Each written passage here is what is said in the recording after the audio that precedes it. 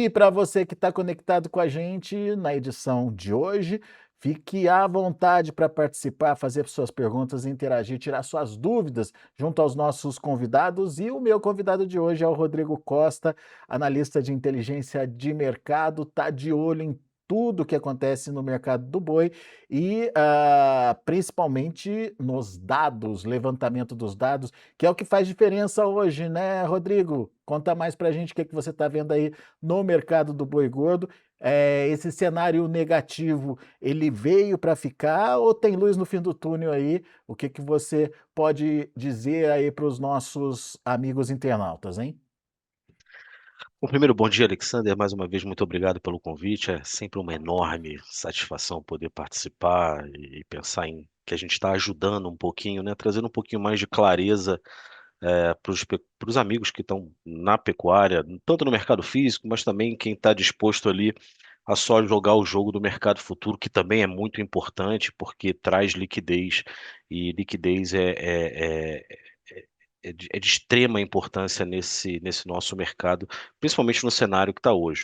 Ontem, por exemplo, a gente teve um mercado de realização, né, de queda, pressão nos preços na B3, porém, um mercado sem liquidez. Foi muito pouco o número de negócios efetuados ontem na Bolsa. Hoje a gente está pelo mesmo caminho.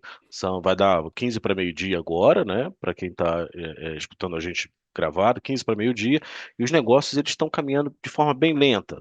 Claro, a gente tem alguns motivos para que isso possa acontecer, né? Quem fez, fez. É aquela velha máxima conhecida recentemente. Quem fez, fez. A gente estava até na iminência aí no feriado nacional, então quem tinha que abastecer e fazer estoque já aproveitou e já o fez. Então o mercado ele sim tem de desacelerar. Mas o que está jogando contra aí a preços? Primeiro de tudo, e aí é uma das coisas que talvez quem trabalha com agropecuária compartilha da mesma ideia, a sazonalidade, né? O produtor ele trabalha e respeita muito com sazonalidade e muitas das vezes essa é a regra do jogo. Esse faz o diferencial quando você pega justamente esse pedal da bicicleta. Uma hora está em cima, outra hora está embaixo. E agora é o momento onde tradicionalmente o mercado ele se caminharia para pressão nos preços, é onde o pedal da bicicleta ele está lá embaixo. Então, trabalhando no sentido da sazonalidade, não poderia ser uma surpresa desagradável a muita gente, né? Pressão nos preços ocorre justamente nessa época do ano. O pasto ele vai denegrindo, vai ficando ruim, e quem está um pouco menos capitalizado e não fez o dever de casa tem que entregar esse animal. E aí é lógico, você já tem uma pressão natural por parte da indústria, isso é amplamente falado aqui no Notícias Agrícolas, quando a gente trata do boi gordo. Então, só pela questão da sazonalidade, já trabalharíamos ali com um cenário onde o produtor, olhando para a bolsa, pressão nos preços há pelo menos aí há 2 semanas, ele tem que fazer o dever de casa, que é fazer o hedge. E é lógico, dependendo de quem é ele nessa cadeia da pecuária. Ele está na cria, ele está na recria, ele está na engorda, ele faz o ciclo completo do boi. Então, tudo isso ele tem que estar, ele já deveria estar muito bem encaminhado e se protegendo na bolsa. E aí ele passa a sentir um pouco menos essa pressão, né? E aí Teve, o teve, jogo. teve um momento muito interessante para proteção, né, Rodrigo? Principalmente para esse período de maio, junho e julho. Preços invertidos na B3, preços mais altos do que, inclusive, no segundo semestre, né? Exatamente. A gente teve o início do ano, o primeiro trimestre do ano, ele foi atípico com relação justamente à sazonalidade. E isso se fez muito por conta justamente das cotas chinesas, que a gente fala aqui amplamente também, sempre nas nossas participações, e todos os analistas que trazem aqui o assunto da pecuária trazem também à voga a questão da cota chinesa. Ela é um desses motivos que tem pressionado um pouco mais a estrutura de preços por conta da incerteza. O que vai acontecer pós 1,5 milhão embarcado, né, comprado pela China? Bom, a gente vai voltar à cota, mas deixa eu só aproveitar para falar. Eu iniciei falando da questão do que traria a pressão nos preços. Primeiro é a sazonalidade, segundo é a questão da competitividade. A gente tem visto aí preços muito pressionados para o suíno, por exemplo, a carne de frango também. Então, isso já é também, né? Eu estou careca de saber, com Uhum. perdão no trocadilho, que a partir da segunda quinzena do mês, a carne bovina fica um pouco mais pressionada pela questão da competitividade. Cai salário, você tinha uma série de outras questões, né, que hoje pesam um pouco menos. Você tem um desemprego ainda mais curto, você tem os juros em queda, você teve o arrefecimento do dólar. Então, a carne bovina, a carne vermelha no mercado atacadista, ela se manteve e se mantém ainda firme. A gente teve um recuo agora na semana, novamente, no início da semana, mas ainda assim os preços seguem bastante elevados e a gente vê uma certa comercialização ainda firme para o mercado atacadista, e isso tem sido também um fator muito positivo para que esses preços se mantenham nesses atuais patamares, tá? Então há um deslocamento entre, são duas realidades aí, o mercado físico, tanto para o pecuarista quanto para a ponta final, para o consumidor, quanto, e aí, no caso, no que diz respeito ao mercado futuro, né? E aí, só para quem não conhece amplamente o mercado futuro, o vencimento do boi gordo, ele é mensal, então chega no final do mês, aquele contrato ele é entregue, seja na sua ponta compradora ou vendedora, mas o que que eu quero dizer? Tem que existir ali um alinhamento, e você já havia mencionado isso na sua chamada inicial.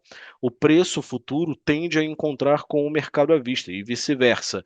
E aí, o preço do mercado à vista, ele se manteve firme a maior parte do mês, o que fez com que o mercado futuro voltasse. E aí, lógico, vai muito da narrativa. Então você tem a questão sazonal para pressão nos preços, a questão da competitividade, a época do mês, que de fato é um pouco mais desfavorável.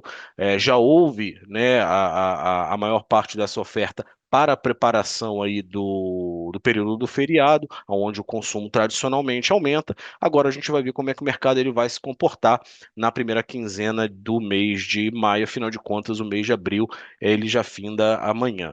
Então, acho que essa pressão inicial que eu queria trazer para vocês aqui, ela, na minha opinião, ela deveria, ela já está precificada. A magnitude disso, quando a gente olha apenas para o mercado futuro, sim, é brutal e assusta, mas para quem está nessa estrada há bastante tempo, que faz o dever de casa, não deveria assombrar tanto assim essa pressão nos preços, tá? Pois Num é, contexto, pois ô não. Rodrigo, só né, entendendo aí o que está acontecendo na B3, por exemplo, para a gente tentar extrapolar ou criar cenários aí Sim. para mercado físico. É, no caso da B3, essa pressão vai muito além da sazonalidade, vai muito além da competitividade, vai muito além da época do mês, e tem a questão da cota chinesa, que você já tocou nisso aí, mexendo com o mercado.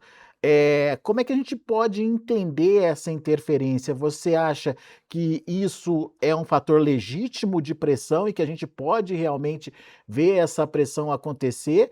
Ou está exagerada essa queda na sua percepção aí em relação a essa expectativa com as cotas chinesas? Eu acho que o mercado, quando a gente fala o mercado, eu vou agora me referir ao mercado financeiro, ao mercado de bolsa. Ele sempre vai exagerar, para mais ou para menos, para cima ou para baixo. Sempre. É a função do mercado. E a gente não pode ficar zangado com o mercado. Muito pelo contrário, ele é o nosso amigo. Pode não parecer, mas o mercado ele é o nosso amigo. A questão é como a gente vai trabalhar com ele, né? E ele vai trabalhar para a gente em alguns casos. Então, de certa forma, em algumas pontas da curva, em alguns vencimentos, sim, houve um exagero e outros ele está muito bem precificado. E aí vale lembrar que, falávamos isso antes de entrar no ar, eu não considero o agronegócio uma corrida de 100 metros. O problema não do agricultor, não do produtor rural. O problema do brasileiro em si, diferente do chinês, é que ele é muito imediatista, ele quer tudo a curtíssimo prazo. Infelizmente, as coisas não são assim. A gente sabe, quando a gente joga a semente ali, ou quando nasce um bezerro, há um processo, há um tempo hábil para que aquilo ali ganhe corpo, gere receita ou até mesmo prejuízo, mas leva tempo. Então, o mercado por si só, a função dele é justamente essa. Né, mostrar ali um determinado caminho. E para mostrar esse caminho, geralmente há algumas ou surpresas, mas dentro de um mercado estável, dentro de uma sazonalidade respeitada, até mesmo dentro desse circuito pode haver alguns exageros. E sim, o mercado ele vai estar exagerando. Não tem como a gente saber, tá? E quem diz que sabe está mentindo. O que que vai acontecer após essa 1.100.000 toneladas baterem? Ninguém sabe.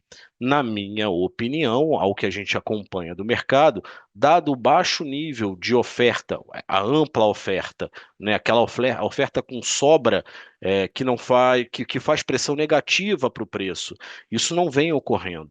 Isso não vem ocorrendo.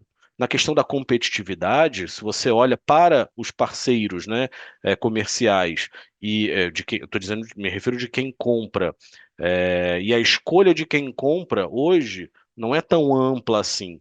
Você hoje vai ter a Austrália, por exemplo, onde você vai encontrar uma quantidade de lotes positivos, uma boa qualidade de carne e que está fazendo frente agora com o Brasil. Na última cotação de ontem, a diferença em dólar da arroba da Austrália para o Brasil é um pouco mais de US$ 6. A Austrália ela é mais cara que o Brasil, US$ 6. Então, podemos dizer que de fato ali há uma certa uma competitividade de igual para igual. Agora, se o comprador quiser, se o chinês ou o americano quiser comprar na Argentina, ele vai pagar uma carne US$ 20 mais cara. No Uruguai, US$ 9 mais caro. Na Irlanda, US$ 45 mais caro. Ou se o chinês quiser comprar nos Estados Unidos, que eu duvido muito, ele vai estar pagando quase US$ 51 mais caro. Então, a China recentemente, né, nós vimos notícias de que ela volta a passar por problemas sanitários, e isso acaba impulsionando as importações, necessariamente acaba impulsionando as importações. O chinês, na tentativa de proteger o produtor, pode acabar ocasionando um outro problema, que é um problema inflacionário, e eu acho que nenhum governo no mundo, mesmo seja ele qual for, seja ele qual for a ideologia que ele toca, o governo não vai querer problema com a população, então uma população insatisfeita, muito principalmente por conta de questões de segurança alimentar, vai haver ali ao longo do caminho alguma medida, como ocorreu recentemente nos Estados Unidos, uma brecha para continuarem de repente aumentando. O que vai ser feito? Vão aumentar a cota brasileira? Vai ser distribuído as cotas dos outros países que não conseguirem suplantar a necessidade chinesa e aí, de repente, esse excedente poderia passar para o Brasil? Eu não sei, talvez de fato ninguém saiba, mas a chance de nadar é nadar e morrer na praia, no sentido de que aquele volume vai morrer aqui no mercado doméstico, na minha concepção, ela, ela, ela existe em parte, tá? Eu acho que aquelas 500, 600 mil toneladas que no início do ano, no 1º de janeiro, era o pânico, isso vai ser diminuído e talvez diluído, no sentido de que tivemos as Filipinas abrindo o mercado. Temos aí o Japão na iminência de abrir mercado, Coreia e etc. Então, abertura de novos mercados, a nossa competitividade com relação à qualidade e preço, isso continua também sendo um dos carros-chefes, e nada também nos mostra que o consumo interno tende a diminuir nos próximos meses. Como eu falei, a questão da cota chinesa, ela aumentou as incertezas dentro de um período onde a sazonalidade é de baixa para preço. Seria a tempestade perfeita caso tivéssemos aí um problema sanitário, mas vamos bater na madeira, não tem nada em vista disso acontecer, e esperamos que, tende a Deus aí, que nada aconteça. Agora, se, É, se não for por um problema sanitário, temos ô, demanda. Ô, Rodrigo, o que você está trazendo é muito importante, até para que o pecuarista entenda possíveis cenários, que existe sim um fator de pressão, que é a questão da cota chinesa. No entanto, o cenário para o chinês não é positivo. Não é simples para o chinês decidir pelo fim da cota por conta da oferta global, como você bem pontuou, por conta das consequências que isso pode gerar na economia deles, por conta, enfim, de vários outros fatores que também estão aí nessa lista e que você bem pontuou. O fato é que o problema existe, só que a gente está colocando um peso maior no problema hoje do que aparentemente pode ser. É isso? É isso, exatamente, de forma bem literal, é isso. De novo, se eu for olhar apenas para o mercado B3, mercado de bolsa, é um cenário apavoroso, né? Vamos comprar uma put aqui de forma desesperada. É, Mas perdeu vamos lá. R$ 30, alguns contratos perderam Sim, R$ 30 aí, né? Em coisa sim, de sim, 15 dias, 20 dias.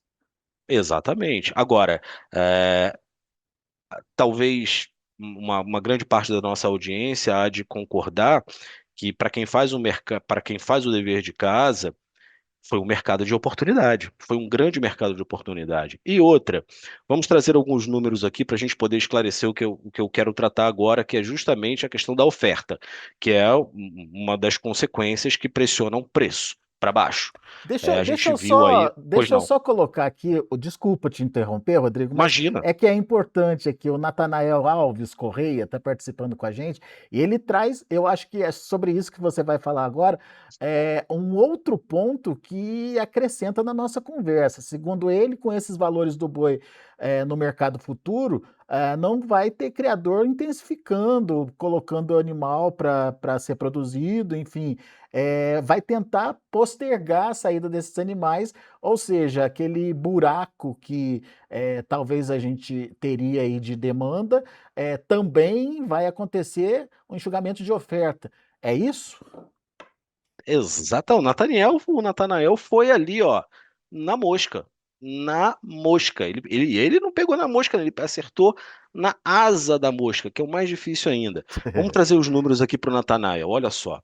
É, pelas unidades, e aqui vale um parênteses bem rápido. Os números que eu trouxe aqui, eu coletei um pouquinho antes de iniciar essa nossa entrevista, então eles estão bem fresquinhos. São os dados do mapa, de todas as unidades que possuem ali o CIF, tá? O Sistema de Inspeção Federal. Então, primeiro eu vou passar ali os abates de bovinos, que somam os machos e as fêmeas, depois os machos e as fêmeas de forma bem rapidinha, mas é importante trazer números para a gente sair da narrativa. Vamos lá.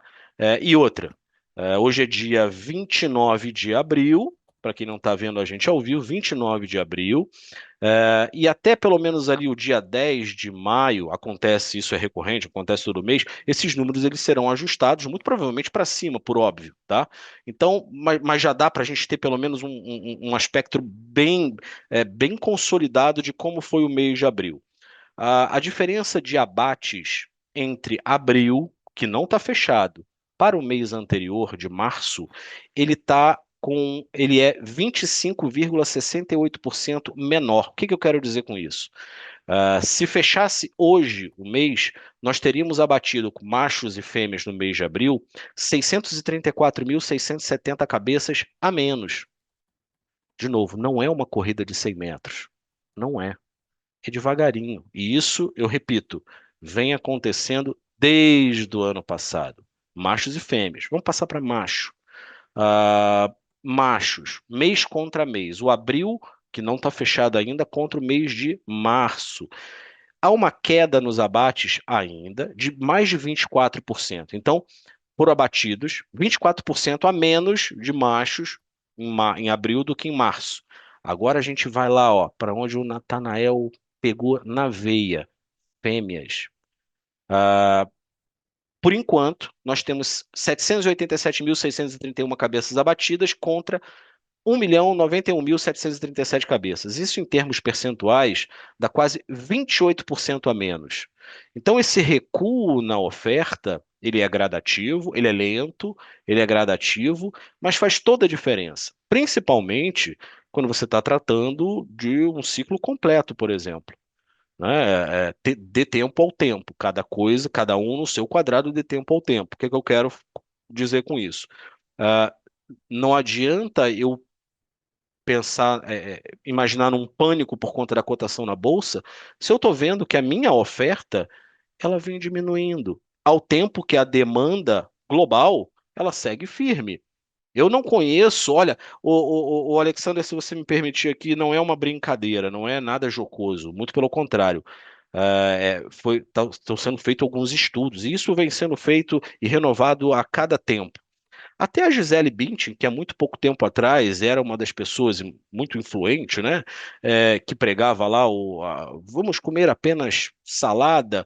ela voltou a comer carne, é o que eu sei. Então o consumo ele não está caindo, muito pelo contrário. O consumo de proteína animal ele vem aumentando. É gradativo esse processo, né? Ele não é linear, ele é gradativo e ele vem aumentando. Então, se eu tenho uma constância e um aumento do meu consumo, com uma propensão de recuo na minha oferta, eu não posso precificar um boi de R$ 330 para dezembro. Maluquice. Não tem como. Eu não acho que vai nascer um pé de boi em 30 dias. Muito pelo contrário. Então, eu acho que eu tenho que usar a B3 como um instrumento de trabalho, de proteção, jogar ao meu favor, ao tempo que eu estou vendo a minha oferta diminuindo. E outra, ontem eu vi uma entrevista do analista da Agrifato, de forma muito assertiva, vocês dois colocando aqui na conversa, a questão dos custos de produção. Isso machuca, isso é lógico que machuca. Agora, não, o cenário ainda assim para o confinador ele é positivo. Se eu pegar a relação de troca hoje, por exemplo, para o milho, e aí tem que fazer dever de casa, ela é positiva, bem positiva, diga-se de passagem. Então você precisa se preparar para um possível eventual obstáculo à sua frente. O que eu me refiro? Muito se fala aí dos problemas inerentes ao safrinha por questões climáticas, por exemplo. Então vamos supor que comece a faltar milho, dê uma quebra de safra. Um exemplo, vai bater na conta do confinador. Mas olha o mercado de oportunidade que ele está tendo e que ele teve ao longo de todo esse período, de todo o primeiro trimestre, de todo o último trimestre do ano passado, quando o preço do milho estava bastante pressionado. Então, são mercados de oportunidade, a gente tem que saber trabalhar. Eu acho que não dá para desesperar, não pode ter pânico e cabe também aos analistas, né? Não ficar trazendo pânico ao produtor, muito pelo contrário. Não é a gente não está nadando de braçada. Mas o cenário hoje ele está muito positivo, com todas as incertezas, com todos os problemas. A gente está vivendo duas guerras no mundo, né?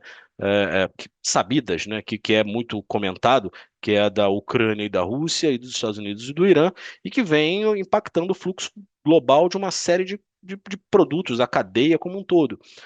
E que bate em preço de transporte, câmbio, taxa de juros, perspectiva para taxa de juros, e acaba que impacta o consumidor. Mas no cenário de curto, médio prazo, por mais desafios que nós tenhamos pela frente, não é muito diferente da história da pecuária, que é um mercado sempre foi muito desafiador. Então, para quem sabe fazer o dever de casa, eu hoje enxergo esse cenário onde os preços estão pressionados, muito por conta da sazonalidade que misturou com a questão da China, um mercado de oportunidade e não um mercado de pânico e desespero, vou vender a qualquer preço. Muito pelo contrário.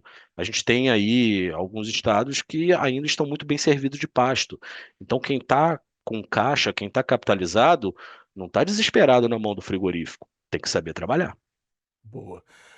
Rodrigo, só para a gente resumir toda essa nossa conversa, então, se você pudesse fechar essa nossa conversa, resumindo tudo que você falou, qual seria aí a sua fala de encerramento? Faça conta. Faça conta no sentido de que não olhe para única e exclusivamente para preço. O preço, ele diz muita coisa, mas não diz tudo. Olhe para a sua margem. Pense na sua margem. Às vezes o preço ele pode estar pressionado, mas você está com uma margem positiva. E encare você aí que está na cria, na recria, na engorda. De novo, o ano ele está começando, a gente está aí acabando abril, né? Então tem muita coisa para acontecer. Iminência de Copa do Mundo. Vai dizer que aí você aí do outro lado, meu amigo, não vai fazer um churrasquinho? Então eu encaro hoje com o mercado de oportunidade. Tenha frieza e muito profissionalismo, porque é um mercado de oportunidade, meu amigo Alexander. Muito bom. O Ricardo Ribeiro está participando aqui com a gente. O Marcelo Rocha também. Obrigado, Marcelo, pela audiência. Marcelo está sempre com a gente. O Ricardo fala o seguinte: também é um fator de por que o preço da reposição não cai. Todo mundo vendo que o abate de fêmeas caiu. Eu acho que Na ele mosca. eu acho que ele quis dizer que temos ainda uma uma reposição cara, né, Rodrigo? E isso não dá para contar com o boi pressionado e continuando a cair, né? Exatamente. Olha, eu vou repetir aqui, tá? No final do dia, no final do dia, o mercado futuro ele vai te dar, ele vai te mostrar um caminho, né? Do que os participantes estão querendo. Mas lembre-se que ainda é um mercado muito concentrado e com uma liquidez que não é tão ampla, não é uma ação o mercado do boi gordo na bolsa não é uma ação da Petrobras ou da Vale. É um mercado com uma liquidez ainda com uma certa concentração. Então, quando você pega anos anteriores, de novo, olha o que aconteceu nesse período por conta da sazonalidade. Mas se você começa a concatenar dados, né, e pensar no que está para frente, perspectiva de oferta e demanda, e estoque, que é o básico, o cenário, ele não é de escassez, mas já não é mais de uma ampla oferta como foi num passado recente, pelo menos nos últimos 2, 3 anos. A gente acompanha aqui no Notícias Agrícolas com todo o time diariamente. A oferta já assustou muito mais. E hoje não é esse o cenário básico, talvez, de nenhuma casa que possui seus bons profissionais, né, com muita cultura na pecuária. Nenhuma casa prevê ali uma oferta maior do que foi no ano passado, por exemplo. Inclusive o Departamento de Agricultura dos Estados Unidos mostra aí uma redução de pelo menos 5% na oferta, e isso faz preço. Não quer dizer que isso vai é, impactar de forma positiva no que a China poderia ou deixará de comprar, também ninguém sabe, mas o mercado ele pode ser distribuído. Então hoje eu me preocupo muito mais com a questão da competitividade com carne suína e frango. Não me assusto por conta da questão da sazonalidade e também não me assusto com relação à China nesse primeiro momento, porque eles não vão deixar de comer carne da noite para o dia e ainda somos um país de preferência mundial, Alexander. Boa. Muito bem. Marcelo Rocha está dizendo o seguinte: o Rodrigo é muito responsável na sua análise, parabéns para ele. Estou transmitindo aí os parabéns aí para você, então.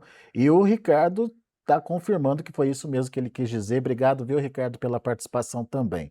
Aliás, obrigado a todos vocês que participaram conosco, tirando suas dúvidas, mandando suas perguntas e ajudando a gente a enriquecer a nossa conversa aqui. Claro, o nosso foco é sempre o pecuarista e tentar trazer, responder às dúvidas aí que está lá no campo, lá na produção, e vocês fazendo as perguntas para a gente, trazendo essas perguntas, nos ajudam muito. E Rodrigo, meu caro, obrigado mais uma vez, show de bola, análise perfeita aí, muito bem feita, e volte sempre, meu caro. Eu é que agradeço o convite, para mim é uma honra, uma satisfação. Mandem suas dúvidas, a gente está sempre à disposição para ajudar o que for possível. A todos uma excelente quinta-feira, já aí véspera de feriado, então aproveitem o feriado em família, comam muita carne, façam um incrível churrasco e me convidem para esse churrascão que eu sei que vocês vão fazer aí no feriado. Até a próxima oportunidade, um abraço a todos. Valeu, Rodrigo, abraço.